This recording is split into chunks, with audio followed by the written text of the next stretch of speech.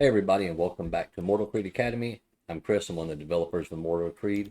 I'm here today to we're going to keep continuing on with our episode. I believe this is 8 now. We're talking specifically about equipment cards. In the past, we talked about our immortals. We talked about the different equipment cards, how we have the melee, how we have the ranged, magic, and today we're going to cover our kind of supporting cards, equipment cards. Um, These include shields, rings, books, things like that. Let's go ahead and get started. Uh, the first out of the gate, we have a legendary shield. Let's take a good look at this one here. No abilities on the legendary shield. It's just straight up a damage blocker. At level 1, you can see it's a one-turn card that it blocks 12 damage and 9 speed. So it's very slow shield. It's a big shield. It's going to generally trigger after almost every other card in the game, but you're going to be blocking that 12 points of damage. That's at level 1. Let's go back and look at level 10. Now you're blocking 85 points of damage, and it's still a 9-turn card. And this is 85 points of physical damage. That physical damage comes from melee and ranged attacks. Shields like this that block physical damage, when it comes to a magic attack, are only going to block half of the magic damage. So if this is an 85, you basically, if you're going to try to hit, if someone hits you with magic, you're not going to block 85 worth of magic damage. You're going to block half of that 85. So you're basically going to block 42, because you're going to round down. That's basically 85. Half is 42.5. Round that down to 42. And you're only going to be blocking 42 magic damage with this shield. That's going against magic cards. So next up in our shields is an epic, and we have the Attuned Blessing. Now this card is specifically designed to work against magic. And I'll show you how. It gets an ability here. It's a one-turn card, blocks 8 damage, 7 speed, and right here, this little symbol, you can see that Attuned Blessing blocks 8 melee or range damage and reflects this amount in incoming magic damage back to your opponent. Really, really, really cool card. It's going to reflect damage and send that magic damage back to your opponent. So, someone hits you for 8, you're going to take that 8 and you're going to reflect that back, right back to the attacker. Let's go take a look at this card as it gets up in the higher levels. At level 10, now it's up to 44 damage it's going to block, and it's going to reflect that back to its opponent. So, great card that you can use to negate some of the damage you're going to take, and also deal damage back to your opponent at the same time. We don't have very many cards like this in the game. I believe this is the only card that actually does block damage and also do damage to your opponent at the same time.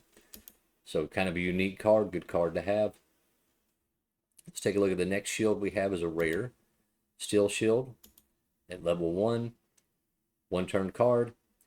It's going to block 10 points of damage and 5 speed. You're getting a little bit faster with some of these shields here down lower rarities. Let's go take a look at this same card at a level 10.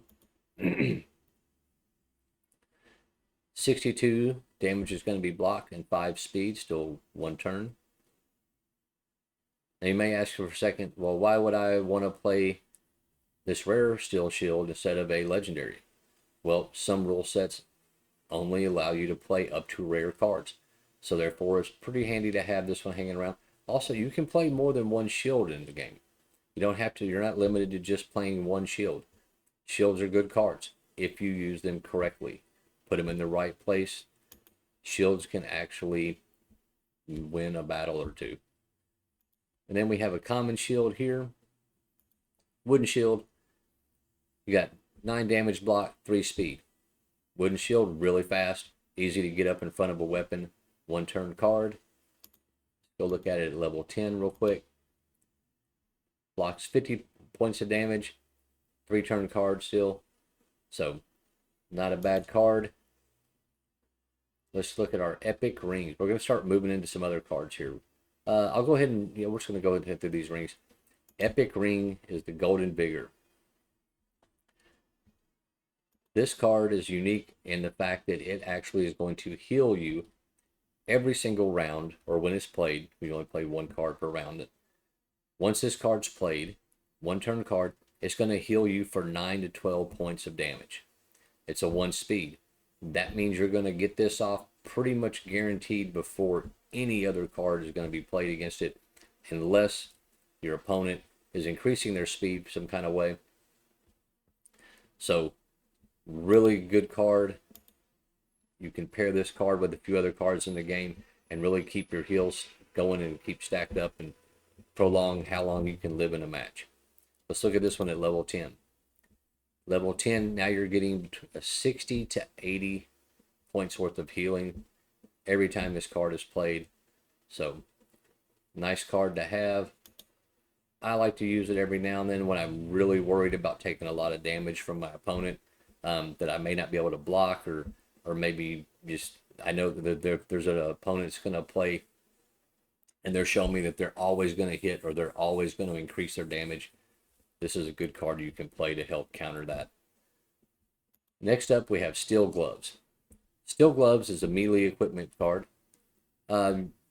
Basically, its ability is it's going to give you a 10% increase to damage dealt on melee cards. That's across the board. Any melee type card, once you play this card, is going to get a 10% damage increase. It is a 9-speed card.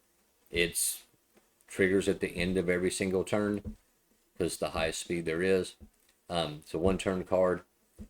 With this card, you can slowly throughout a battle increase your damage and just keep that stacking every single time it comes up.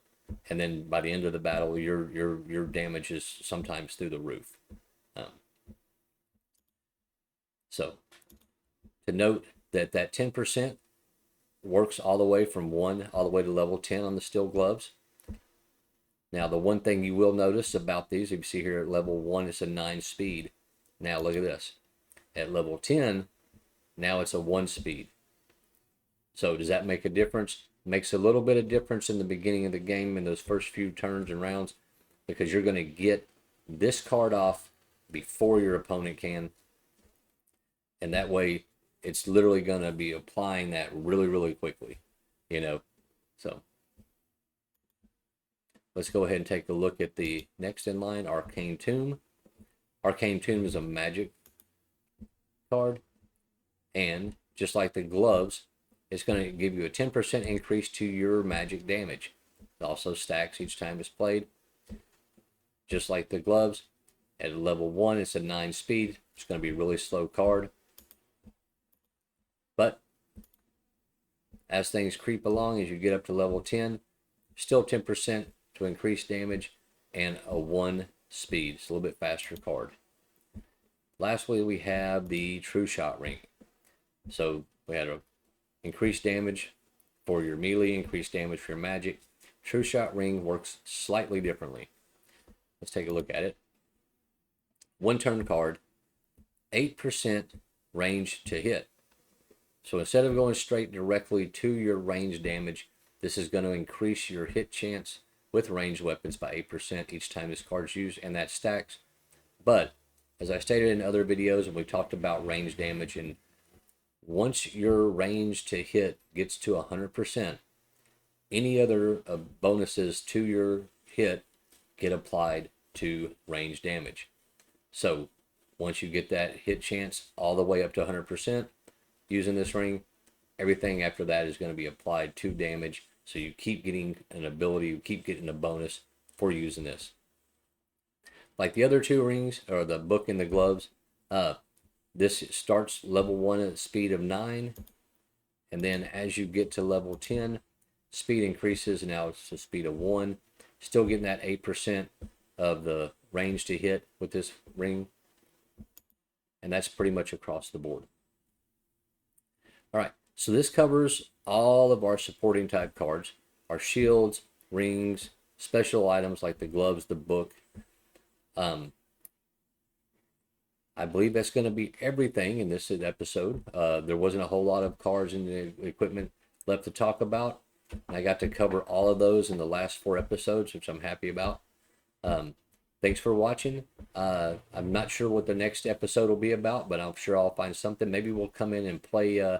Maybe we'll play a few battles, and we'll actually use some of these cards, and explain the thought process of what I'm doing, why I'm choosing the cards I'm choosing, and why maybe how they would work better with certain immortals, right, or certain locations.